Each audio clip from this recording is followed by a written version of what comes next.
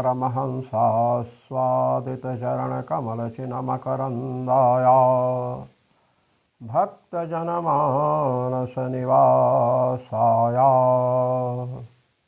श्रीरामचन्द्राया यत्र यत्र रघुनाथकीर्तनं तत्र तत्र कृतमस्तकाञ्जलिं बाष्पवारि परिपूर्णलोचनं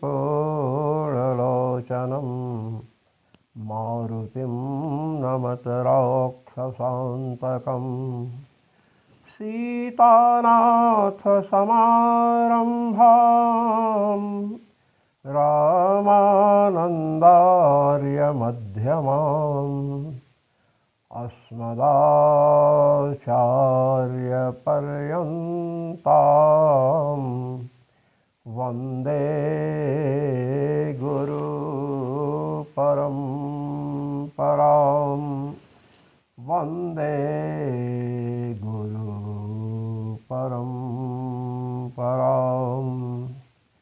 सर्वेश्वर श्रीरघुनाथो विजयते तराम।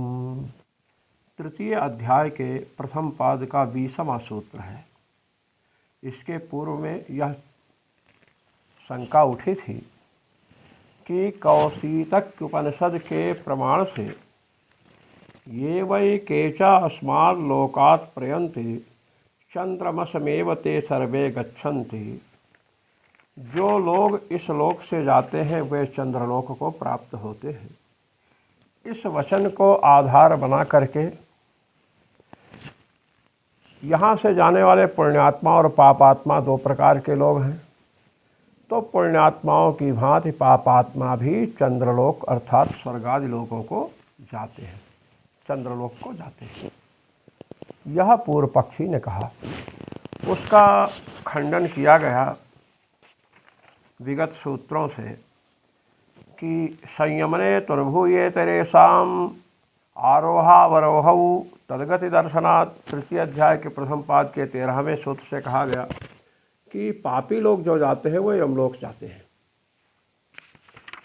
और इसके बाद स्मरन्ति चा से श्री विष्णु महापुराण का प्रमाण दिया गया। सर्वे चैते वशम यान्ति यमश्च भगवन् किल। ये सब यमराज के वश में हो जाते हैं जो पापात्मा हैं। और इसके साथ ही अपिचा सप्त, इस सूत्र से 7 विशिष्ट नरकों की बात आई। असिपत्र वन है, रौरव है, कुंभीपाक आदि हैं। इनमें जाते हैं, यम यातना भोगते हैं। वहाँ शंका की गई कि उन लोकों के स्वामी तो चित्रगुप्त आदि हैं, यमराज तो है नहीं। तो इसका समाधान दिया गया तत्राभिषा तद व्यापाराद अविरोध 16वें सूत्र से कि वहाँ पर भी यमराज का ही शासन चलता है। भगवान यम की आज्ञा के अनुसार ही चित्रगुप्त आदि वहाँ पापियों को दंड देते हैं, पाप का फल भोगने को विवश करते हैं। इसके बाद ये बताया गया कि पंचाग्नि विद्या में देवयान और पितृयान की चर्चा आई है। पितृयान कहते हैं संस्कृत में। तो देवयान और पितृयान की चर्चा आई है। जो पंचाग्नि विद्या जानते हैं वे वन में रह करके श्रद्धा तप की उपासना करते हैं। चित्त एकाग्र्यम परम तपः, परमात्मा में चित्त को एकाग्र करना परम तप है। भगवान का चिंतन करते हैं। इस प्रकार भगवद अनुसंधान करते हुए वे लोग देवयान से जाते हैं और भगवत लोक की प्राप्ति करते हैं। फिर पितृयान की चर्चा आई कि जो दान, यज्ञ, अध्ययन, कूप, तड़ाग, पौशाला, प्याऊ इत्यादि का निर्माण कराते हैं, बगीचे लगवाते हैं, वे लोग पितृलोक से आकाश को प्राप्त होते हैं, आकाश से चंद्रलोक जाते हैं। ये बात आई। तो भगवत लोक प्राप्ति करने वालों के लिए देव मार्ग, उसी को अर्चिरादि मार्ग कहते हैं। और जो स्वर्गादि लोकों की प्राप्ति करते हैं उनके लिए बतलाया गया कि पितृयान से जाते हैं। अब सबसे बड़ी बात यह है कि जो ब्रह्म विद्या से विधुर हैं, ब्रह्म ज्ञान से शून्य हैं, वे लोग देवयान से प्रस्थान नहीं कर पाते हैं। इसी प्रकार जो पुण्य कर्मों से शून्य हैं, जिन्होंने स्वर्गादि लोकों की प्राप्ति के लिए कोई पुण्य किया ही नहीं है, वे लोग भी स्वर्गलोक अर्थात चंद्रलोक नहीं जाते हैं। पितृयान से उनका गमन नहीं होता है। अब वे क्या होते हैं, तो इसके लिए बताया उनका तृतीय स्थान है। ये चर्चा कल आ चुकी है। मच्छर हैं, कीट हैं, पतंगे हैं, सांप हैं, बिच्छू हैं, ऐसे बहुत से लोग हैं। और जो पूर्व पक्षी ने यह कहा था कि पापियों का भी चंद्रलोक गमन होता है, वे जाते हैं उस रास्ते से, क्योंकि वहाँ से लौटने के बाद इति पंचम्याम आहुता वापः पुरुष वचसो भवन्ति, जो स्त्री रूपी अग्नि में वीर रूपी पंचम आहुति पड़ती है, उससे उन्हें देह का लाभ होता है। तो इसके लिए बताया गया कि पुरुष शब्द का अर्थ यहाँ मनुष्य है। और पंचम आहुति की अपेक्षा है, इस श्रुति के द्वारा यह नहीं दिखाया जा रहा है। पंचम आहुति पड़ने पर पुरुष शरीर प्राप्त होता है, पंचम आहुति ना पड़े तो पुरुष शरीर प्राप्त नहीं होगा, इसमें इसका तात्पर्य नहीं है। कैसे? स्मर्यते पिचा लोके, तृतीय अध्याय के प्रथम पाद के 19वें सूत्र से यही बात कही गई कि लोक में महाभारत आदि ग्रंथों में देखा जाता है, द्रोणाचार्य का जन्म हुआ, किसी स्त्री के गर्भ से तो नहीं हुआ, सरकंडे से पैदा हुए। द्रौपदी धृष्टद्युम्न अग्निकुंड से पैदा हुए, वहाँ स्त्री रूपी पंचम आहुति की अपेक्षा कहाँ थी। श्री जानकी जी पृथ्वी से उत्पन्न हुई, वहाँ पंचम आहुति की अपेक्षा कहाँ हुई। इस प्रकार इति पंचम्याम आहुता वापः पुरुष वचसो भवन्ति, इस श्रुति का तात्पर्य नहीं कि पंचम आहुति के बिना शरीर लाभ हो ही नहीं सकता है, पुरुष शरीर प्राप्त नहीं हो सकता है, मानव शरीर नहीं प्राप्त हो सकता है, इसमें उसका तात्पर्य नहीं है। उसका तात्पर्य है कि पंचम आहुति पड़ने पर पुरुष शरीर प्राप्त होता है। यदि ऐसा नहीं मानेंगे, ऐसा मान लें कि पंचम आहुति पड़ने पर ही पुरुष शरीर प्राप्त होता है, तो द्रोणाचार्य, धृष्टद्युम्न, द्रौपदी, भगवती, भास्वती, श्री जानकी जी, इनको कैसे मानव शरीर मिला, मानव शरीर में आए। तो यहाँ पर धृष्टद्युम्न, द्रौपदी, द्रोण इत्यादि के शरीर प्राप्ति में पंचम आहुति स्त्री रूपी आहुति नहीं देखी जा रही है, और पुरुष रूपी आहुति भी नहीं है। धृष्टद्युम्न और द्रौपदी में, भगवती जानकी में ये अयोनिज है, तो पंचम आहुति तो है नहीं। तो पंचम आहुति से पुरुष शरीर प्राप्त होता है, इसमें व्यतिरेक व्यभिचार दिखलाया गया। पंचम आहुति नहीं पड़ी। देखिए, कारण सत्वे कार्य सत्वम अन्वय, कारण के रहने पर कार्य उत्पन्न हो यह अन्वय, और कारणाभावे कार्याभाव व्यतिरेक, कारण का अभाव हो और कार्य का भी अभाव हो यह व्यतिरेक। अन्वय व्यतिरेकाभ्याम कारणता सिद्ध्यति, अन्वय और व्यतिरेक से ही तो कारणता सिद्ध होती है। अन्वय व्यभिचारः कारणतायाम संदेहम जनयति, अन्वय व्यभिचार कारण रहा और कार्य न हो तब संदेह होगा कारणता में, फिर कोई प्रतिबंधक है, क्या है, किस लिए कार्य नहीं होगा, यह विचार करना पड़ेगा। व्यतिरेक व्यभिचारः कारणताम एवं विघटयति, व्यतिरेक व्यभिचार तो कारणता का ही विनाश कर देता है।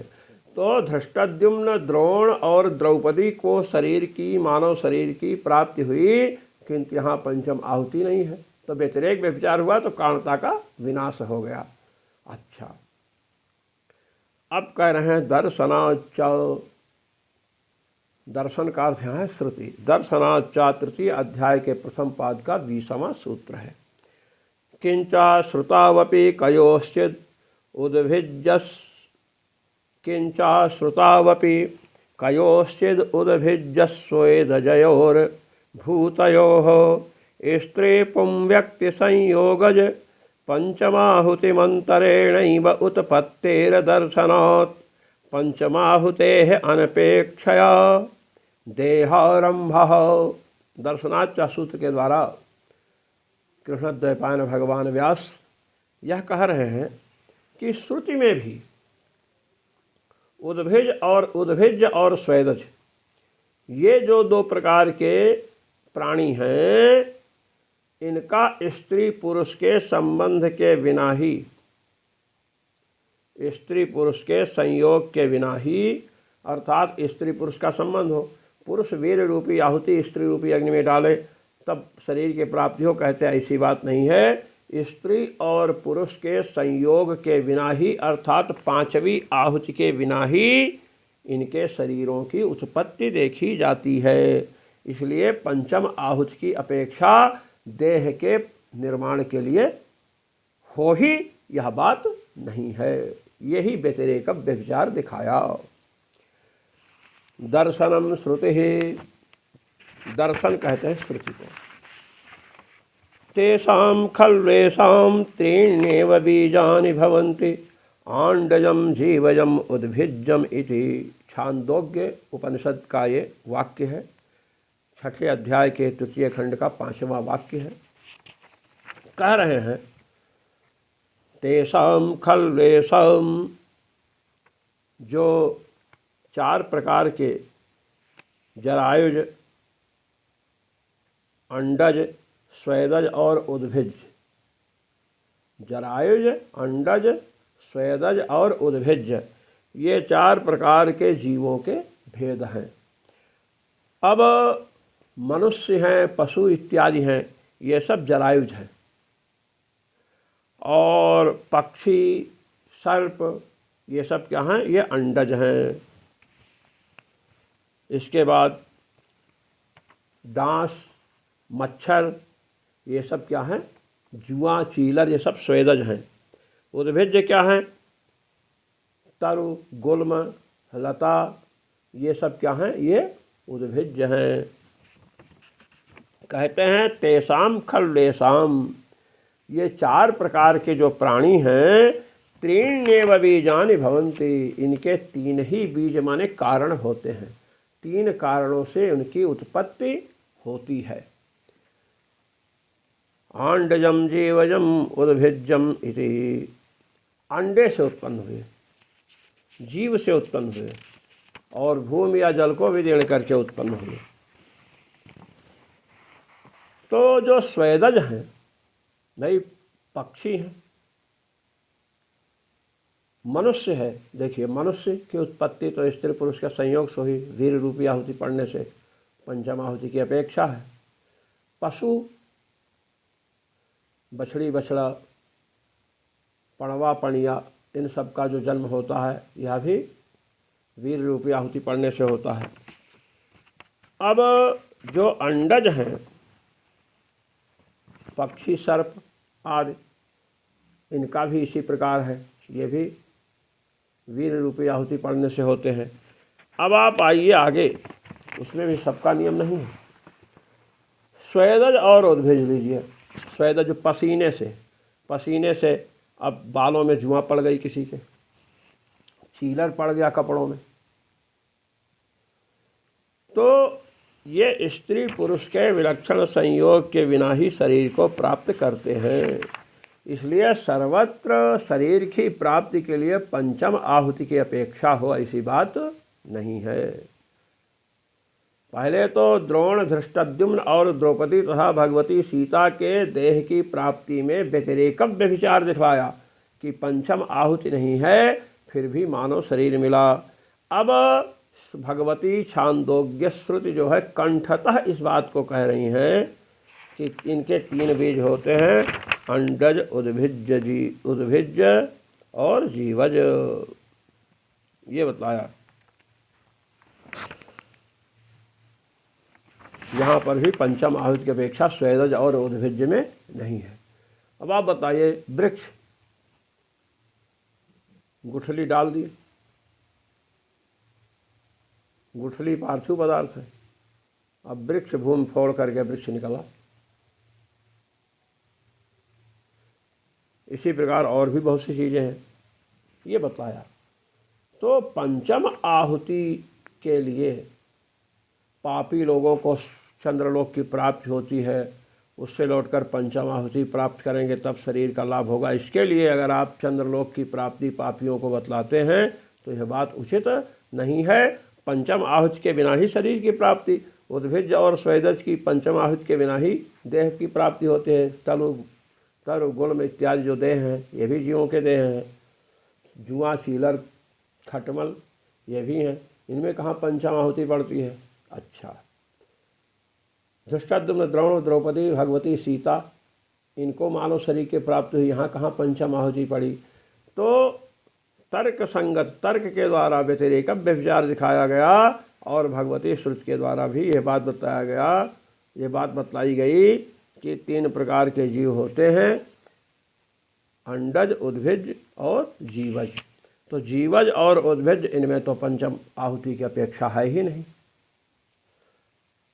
ये बात कही गई। इति तृतीय शब्दावरोधः संशोकजस्य। तृतीय अध्याय के प्रथम पाद का 21वां सूत्र है। इस सूत्र पर भगवत्पाद श्री स्वामी रामानंदाचार्य जी महाराज अपने आनंद भाष्य को प्रस्तुत कर रहे हैं। ननु त्रीण्येव बीजानि इति वचनात् कथम चतुर्थस्य स्वेदजस्यात्र ग्रहणम। कहते हैं त्रीण्येव बीजानि भवन्ति, सभी प्राणियों का 3 ही कारण बतलाया गया है, अंडा, जीव और उद्भिद। अब कह रहे हैं 3 ही कारण जो बतलाया गया है, तो चतुर्थ स्वेदज जो है इसमें तो आया नहीं। तो स्वेदज जो पसीने से उत्पन्न होता है उसका ग्रहण कैसे होगा। इत्यत्रः तृतीय इत्यादि। जब ऐसी शंका हुई तो सूत्र उपस्थित किया गया। तृतीय शब्दावरोधः संशोकजस्य। तृतीय इत्यादि श्रुतौ अंडजम जीवजम उद्भिज्जम इति तृतीयेन उद्भिज्य शब्देन संशोकजस्य स्वेदजस्यावरोधः संग्रहः। कहते हैं अंडजम जीवजम उद्भिज्जम, तृतीय शब्दावरोध, तृतीय शब्द से ही इनका संग्रह हो जाएगा। अंडजम जीवजम उद्भिज्जम, तृतीय शब्द जो उद्भिज्य शब्द है, इति तृतीयेन, देखिए श्रुतौ अंडजम जीवजम उद्भिज्जम इति तृतीयेन उद्भिज्य शब्देन संशोकजस्य, इसका अर्थ कर रहे हैं स्वेदजस्य अवरोधः संग्रहः। तृतीय जो उद्भिज्य शब्द है, बताया ना 3 प्रकार के भूत होते हैं प्राणी, अंडज, जीवज, उद्भिज। कहे तो इसमें स्वेदज तो आया नहीं, बस होता 4 प्रकार के प्राणी होते हैं, स्वेद, पसीने इत्यादि से भी तो उत्पन्न होते हैं। कहते हैं तृतीय जो उद्भिज शब्द है उसी के द्वारा संशोकजस्य, संशोकजस्य माने स्वेदजस्य, स्वेदज प्राणियों का अवरोध माने संग्रह हो जाएगा, अर्थात उसको पृथक कहने की आवश्यकता नहीं है। कहे कैसे उद्भिज से ग्रहण होगा स्वेदज का, कह सुनो। वृक्षादिकं भूमिम उद्भिद्य जायते, वृक्ष आदि जो हैं वो भूमि को विदीर्ण करके निकलते हैं। उद्भिद्य जायते इति उद्भिज्यम, ये बतलाया। अच्छा, उद्भिज्य में कौन कौन आएंगे? तरु है, गुल्म है, लता है, औषधियाँ हैं और मच्छर आदि हैं, ये सब उद्भिज्य हैं। ये जीव भूमि से पैदा होते हैं। अब कह रहे हैं कि वृक्षादिकम भूमिम उद्भिद्य जायते, वृक्ष आदि भूमि को विदीर्ण करके निकलते हैं। वृक्ष तो भूमि को विदीर्ण करके निकला। अब कह रहे हैं स्वेद जंतु जलम इत्युभयोः उद्भिज्जत्वेन, स्वेद से उत्पन्न जो जंतु हैं, जुआ चीलर इत्यादि, ये वृक्षादिकम भूमिम उद्भिद्य जायते, वृक्षादि भूमि को विदीर्ण करके निकलते हैं। और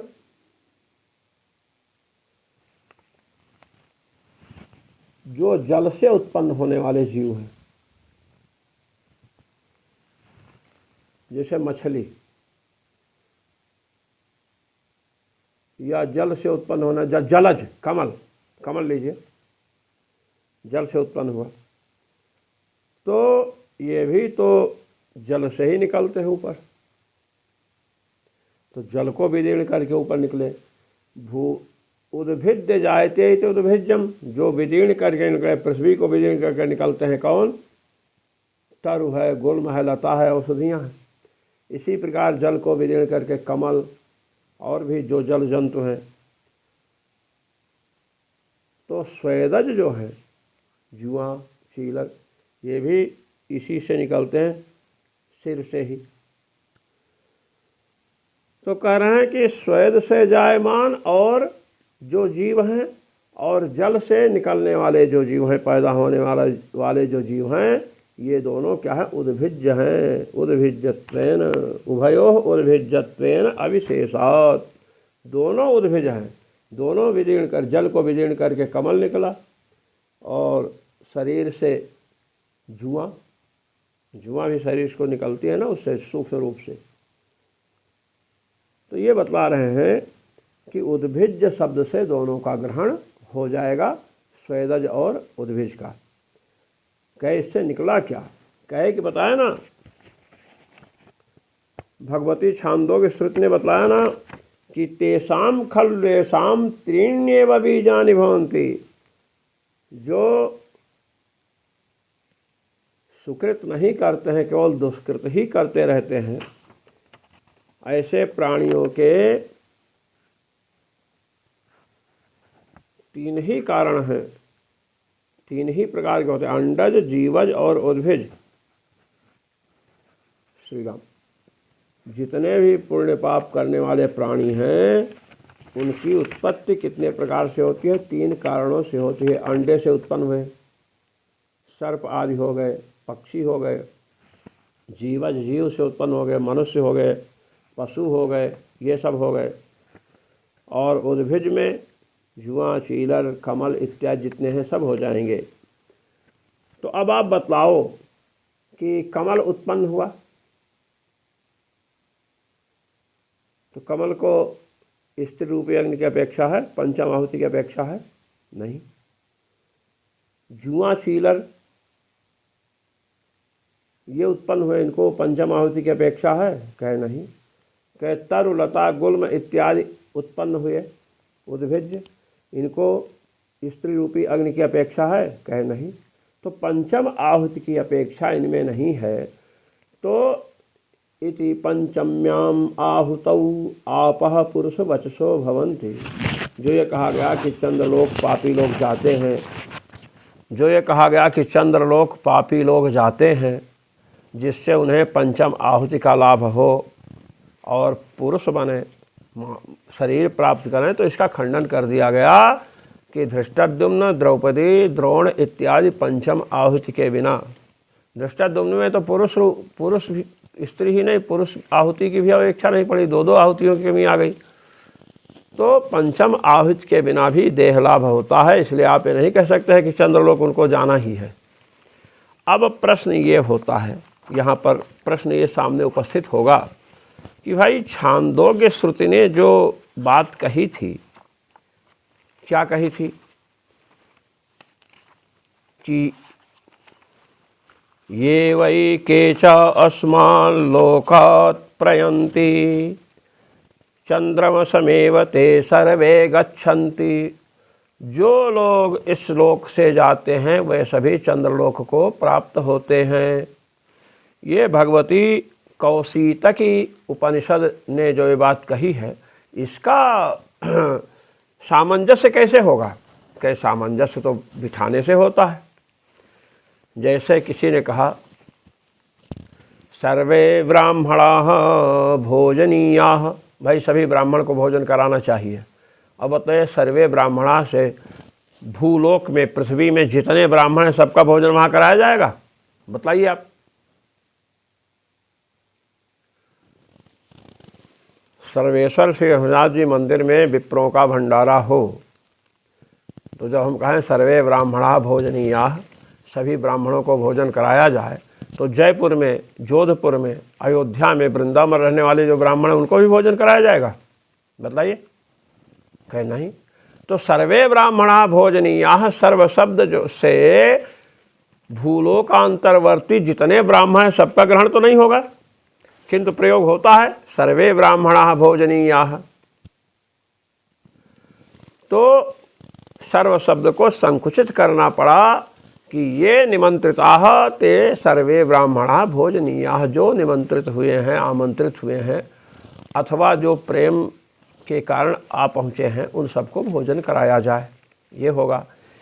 ऐसे ही ये वै केचा अस्मान् लोकात् प्रयन्ति, जो इस लोक से जाते हैं, यहाँ पर पुण्यात्मा शब्द को जोड़िए, जो इष्टकारी अर्थात यज्ञदान, अध्ययन, अध्यापन, व्रत, तीर्थाटन, माता पिता की सेवा, साधु महात्माओं की सेवा, राष्ट्र की सेवा करने वाले जो सब लोग जाते हैं वे चंद्रलोक को प्राप्त होते हैं। ये अर्थ कर लीजिए, क्या परेशानी है? कहे कि हाँ ये बात तो आपने सही समझाई। कि अब समझाते तो हम सही ही हैं, आपको समझ में तो आना चाहिए, प्रयास करना चाहिए। तो अब कौशीतक उपनिषद का विरोध नहीं है, सामंजस्य हो गया। सिद्ध क्या हुआ कि देवयान से भगवत भजन, भगवत उपासना, पंचाग्नि विद्या का ज्ञान रखने वाले जाते हैं, ब्रह्म भगवान की प्राप्ति करते हैं। और जो यज्ञदान, तप, अध्ययन, व्रत आदि करते हैं, पौशाला, कूप, तड़ाग आदि बनवाते हैं, बगीचे लगवाते हैं परोपकार के लिए, वे लोग पितृयान से जाते हैं। और तीसरे जो भगवत भजन भी नहीं करते हैं, ये सब सत्कर्म भी नहीं करते हैं, वो जायस्व मृयस्व, वे ना देवयान से जाने के लिए पाते हैं और ना पितृयान से, वे यहीं पर जन्मते मरते रहते हैं। इसलिए पापियों का चंद्रलोक गमन नहीं होता है, यह सिद्धांत स्थापित किया गया। आज अनिष्टादि कार्य अधिकरण पूर्ण हुआ। भगवत्पाद श्री स्वामी रामानंदाचार्य जी महाराज की कृपा से जो मनीषी महानुभाव कृष्णद्वैपायन भगवान बादरायण द्वारा प्रणीत ब्रह्मसूत्र पर भगवत्पाद श्री स्वामी रामानंदाचार्य जी महाराज द्वारा विरचित श्रीमदानंद भाष्य का पठन, पाठन, अध्ययन, चिंतन, मनन, श्रवण करते हैं, उन सभी महानुभावों को सर्वेश्वर श्री रघुनाथ जी की ओर से अनंत अनंत आशीष और मेरी ओर से सादर सप्रेम। जय श्री राम।